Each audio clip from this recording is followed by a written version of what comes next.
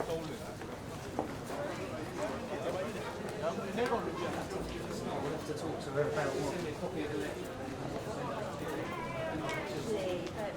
behalf of all my peers, are going to ask you to open your eyes and give that one extra special shot to somebody who's already serving their country. And that's a military spouse. And if we can do that, right, if we can find one more little application, if we can push one more opportunity, give one more chance, it doesn't just affect somebody's paycheck. It's their children, it's their family, it's then their self-worth, their value, they can pay the bills. And think about that one striper, that two striper, that young NCO that's out there trying to make ends meet, and a spouse gets that job, it changes a life. So we want to recognize that in military situations. Oftentimes resource rich, navigation challenge. So there's a lot of small programs that are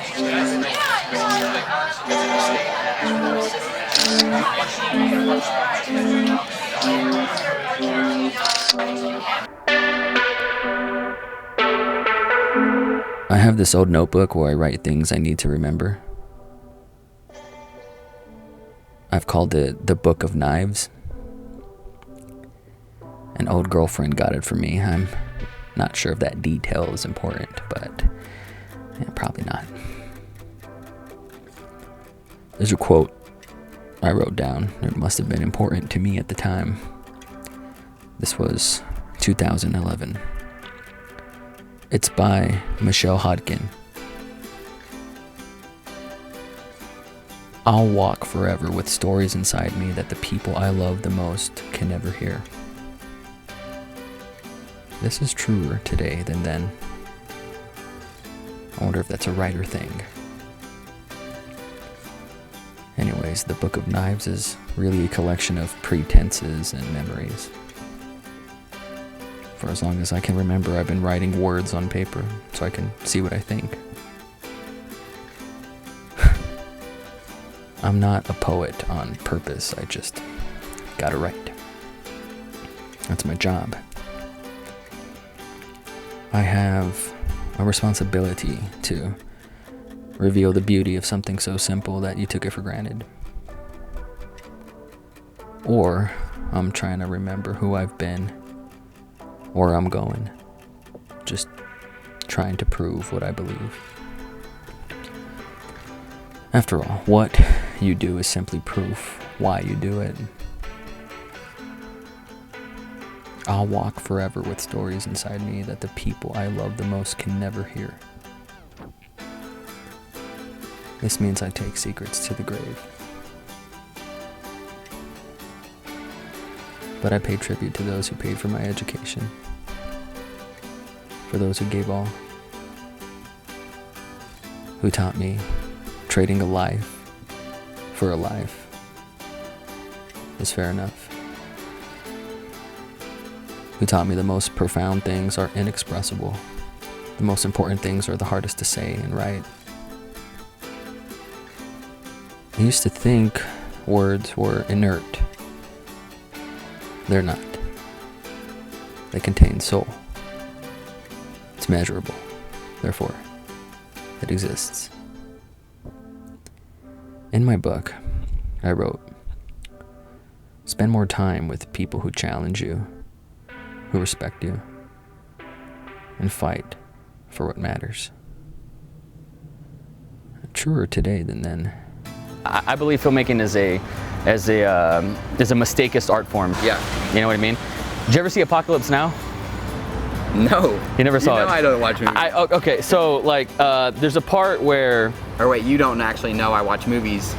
I just right. For the first time told you that I actually watch movies. Sure. Okay. So there's a part where the director is in the movie and he's telling the actor, go, go, go, don't look at the camera, don't look at the camera, don't look at the camera. And you're like, what the fuck am I watching? Yeah. The first time you see it, you're like, is that real? Because that's the director of this movie, but it's in the movie. Yeah. And it's kind of, it fucks with you. What did it add to the movie? It fucks with your mind. It's a mind fuck. I think, for me anyways, I was just because like... you're a filmmaker though. What do you think it did to the average? Nobody cares. No one knows that that's Francis Ford Coppola, the director. No one gives a shit about that. You know what I mean? Yeah. You asked me the other day, what did you call yourself? Your identity, your label? A video designer. Video designer. Well, I figured that out last night. And the reason I figured it out is... So why is, let me ask, why is an identity even important? because that's, not personally, I don't think it is, but when you first talk to someone, that's kind of what they look at you as, like, oh, what are you? So they can kind of categorize you and kind of narrow But who's you they? down Like, in is that a client? Is that someone that's paying for you, or is that like who you introduce yourself to your girlfriend to, her parents? Well, when I went to I went to a meetup the other night, right? And when I went there, you have everybody saying, "Oh, I'm a production assistant. I'm a producer. I'm a director of photography." Well, if you encapsulate all of those things, what are they doing? Video design. So I think that when you're a one-man team, you're a video designer. But when you're in a, when you're on a team of 5 people, you're a specific. I'm a producer. I'm the director. Like, you have to be. But when you're doing it on your own, it's like you're a video designer. But if I say video designer, then they're like, "Ooh, I've never heard of video designer before," instead of filmmaker. Like, it's filmmaker sounds something old. How old are you? I'm 22. Okay, you're a baby. A baby. I love that. I'm kind of jealous a little bit, but 22. Like, is filmmaker like? Is it old? Is it old term to you? Well, it's a confusing term for someone that's not necessarily in the industry. Hollywood.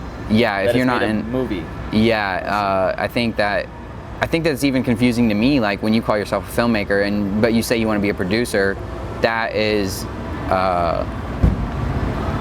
they're two different things, I think. Back in my day, like when I was like 8 years old, 10 years old, 12 years old, like the only game in town was filmmaker. Like, MTV was big, so like music videos, like directors made them, you know, guys like David Fincher, guys like Mark Romanek, Spike Jonze, Michel Gondry, like those were filmmakers that made music videos. Michel Gondry, who directed Eternal Sunshine of the Spotless Mind, Mark Romanek.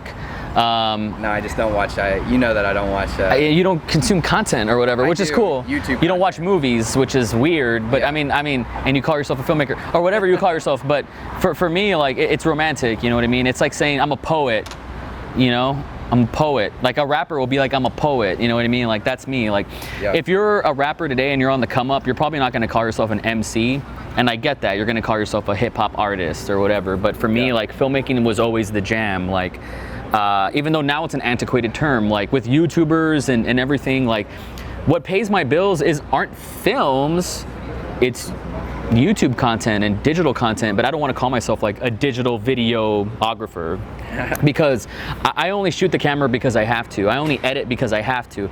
There's people like you who are far more qualified. Like, I should pay you to edit all my shit. Like, it needs to be worth every penny, you know what I mean? But I edit by default. Like, I don't think I'm great at it. I take for granted, like, I'm better than any pedestrian you would pick up on the street. I'm gonna own their ass, but you know, I know real editors like Tanner Walters that are fucking amazing, and I'm just like, I mean, how'd you do that? You know what I mean? But I do it by default.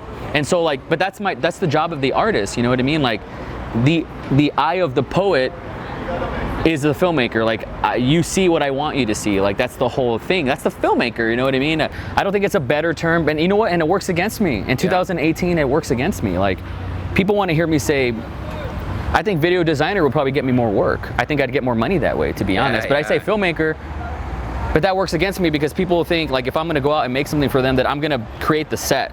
No, that's what a set decorator does. A filmmaker directs a set decorator, you know what I mean? So I'm a director at the end of the day. Like, and I could say I'm a screenwriter, I could say I'm a camera person or whatever, but the truth is, like, to me, director, like, encompasses all those things. Like, if I had to like raise you a little bit, I'd say I'm an artist, but that's pretentious as fuck. And you can be an artist and still be a rapper, or you can be an artist and still be an actor, you know what I mean? But so I'm a filmmaker, even though, have I ever shot on film? No. Like, these cameras are digital DSLRs, they're digital cameras. Like, they make pixels. We should be calling ourselves pixel makers. Like, that's what we should be calling ourselves, but it's an old school term. Like, I'm a filmmaker, you know, like, good, bad, or indifferent, filmmaker until I die. Even if the medium changes, even if I never make something on film. I would love to make something on film one day, but nobody even knows what that is anymore, and it doesn't fucking matter, you know what I mean? All my success has come from digital, the internet.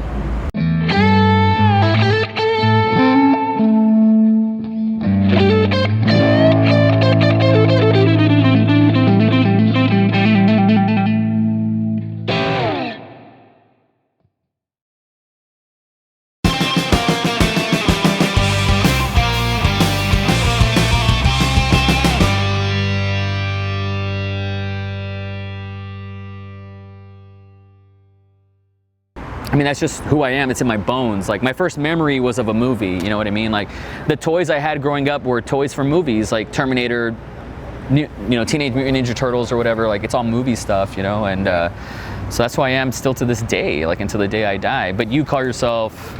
Video designer. Video designer. You know, it's just a pretentious term. No, and I think it's a bankable term. Like, I think you'll get more money out of it than I ever could. Like, filmmaker, like, people think that I build the sets. People think that I'm gonna choreograph the fight. Yeah. And it's like, no, there's people that do that. As a filmmaker, like, I articulate things to, like, the different compartments, you know what I mean, or departments. Like, I speak to the editor, I speak to the guy that colors the film, but by default, as a one-man band, army of one, like, I got to do everything by default. You know what I mean? So what would you call someone that they rapped, or they were an MC, a rapper, and they did everything themselves? Are they a rapper, or are they like what's their classification? I look at a guy like Donald Glover, who can be an actor. He's Childish Gambino, so he's a rapper. He's a stand-up comedian. Like, he's just a fucking artist. Like, I feel like if you were to ask him to design a shoe, he could probably do it, right? So everybody's different. Like, Eminem is like a lyricist. Eminem's like a writer. Like, he's like the Shakespeare of our generation. You know what I mean? But he's a rapper. He calls what he does like rap. He calls it hip hop, even though now, like, there's no such thing as a rap anymore either. Like, Logic, we were talking about him. Like, I don't think he raps. He does, but he makes pop songs, you know what I mean? Like, was Drake ever a rapper? Like, he was like a male Taylor Swift, you know what I mean? He made pop songs. Well, okay, what you're classifying, what's that classification? What makes a rapper? What do they have to rap about? You know what I mean? I think rappers, basically, they work with spoken word. That's basically what they do, with a beat, with drums. Like, that's pretty much, if you were to strip it down to its essence, like, that's what it looks like. You know what I mean? And for me, it's the same thing. Like, as a filmmaker, like, I'm a dream interpreter. Like, I take the language of dreams and then I put it in a box and I cut it together. And I mean, that sounds pretentious as fuck, but when you break it down, it doesn't matter if it's a snap, if it's a vine, if it's a movie shot on 70mm, if it's a YouTube video. Like, you're using the language of dreams, you know what I mean? Like, I could go like that and then cut, and then we're having the same conversation at night. That's something that happens in your brain every night when you go to sleep. Like, we're dreamers, man. Like, Willy Wonka said, like, we are the music makers and we are the dreamers of the dream, right? That's what I do, except I just push the fucking red button and I document it and I cut it together, you know what I mean? Yeah, I understand that. Now, back in my day, this was a very expensive art form, and you had to go to Hollywood and you had to be a PA on somebody's film, and you had to go into a film festival to make it, you know what I mean, to call yourself to direct a commercial, to direct a music video, to direct a film. But now you have a studio in your pocket, right? So now everybody's a filmmaker. Like, our moms are filmmakers. Our moms are on Instagram and they're using filters, you know what I mean? Like, they know how to do it too. My child, I have a 3.5-year-old, like, she's a filmmaker. Like, she knows how to do it. She knows how to, where things go, where the pieces fit, because now that technology is, like, in all of our pockets, you know what I mean? Like, now we're seeing Mozarts come out of nowhere. Like, 200 years ago, like, if you were rich enough to have a piano, maybe you had the potential to be a Mozart, but now there's a piano in every house, so to speak, like with the iPhone or whatever. Yeah, and now more Mozarts and more creative geniuses are coming out. Yeah, maybe we're starting to get into the era when writing a book or being an author was more feasible. And right. That's kind of maybe what we're in the middle right now of whatever this is, video making, filmmaking. Like, we're in the era where it's easier to do it, so more people are doing it. You know, most people know how to write. Most people have paper and a pen, but not everybody's writing The Great Gatsby, right? It's the same thing with movies today. There's a lot of garbage out there. Not everybody's making There Will Be Blood, like an epic film or whatever. But the potential's there, and you know, I would love to pay a cinematographer, actors. I'd love to have a producer. I'd love to have all these things, but instead, like, what I'm doing is just working in the meanwhile so I can attract these people so I can make dope shit. Like, I just don't. I'm a shark. Like, I have to keep moving. I can't stop. And even if that means I gotta film my own shit, you know what I mean? Like, even if it means that, I'll do it. But that's why, to me, like, filmmaker, like, one of these days I'll have a budget and I'll wear the Steven Spielberg filmmaker hat, and that's who I am. And I've been training for that for 15 years. You know what I mean? Yeah. If I only scrape a living, at least it's a living worth scraping. And if there's no future in it, at least it's a present worth remembering. For over 15 years, I've lived this, breathed it, embodied it, looked like it. And at the cost of sounding irresponsibly romantic, sometimes all you have are your sacrifices to keep you warm at night. I never made art to be rich. I knew if I made art for joy, I could do it forever. We're sold how to be great, but you can't buy greatness. You're born with it.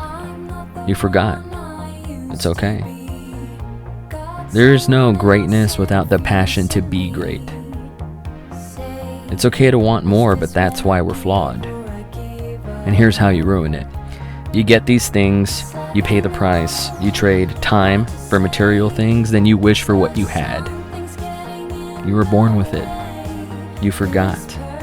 It's okay. Find your thing. Search inside. It's within you. If you haven't discovered the thing you'd die for, I don't know if you're fit to live. I didn't bring myself to this. I was brought. If you want to get ahead, get started. Do it. Do more. Do more for others than anyone else does. Scrape. Claw. Earn it. Go find a new way to bleed. Because blood makes the grass grow. Oh, look at this. Dang, I thought that first picture was good. Now I'm gonna do you a favor. Go stand with him. I'm gonna take a picture of it. And then later you're gonna Google the name Dakota Meyer. Oh, sweet. And you're gonna say, Damn it. I'm gonna be on Google. you're gonna say, who the fuck is JOCKO? Ready? Here we go. 1, 2, 3. And that is a picture you're gonna cherish. Badass, man. Promise you. Thanks so much, brother. Good meeting you. Thanks for your service.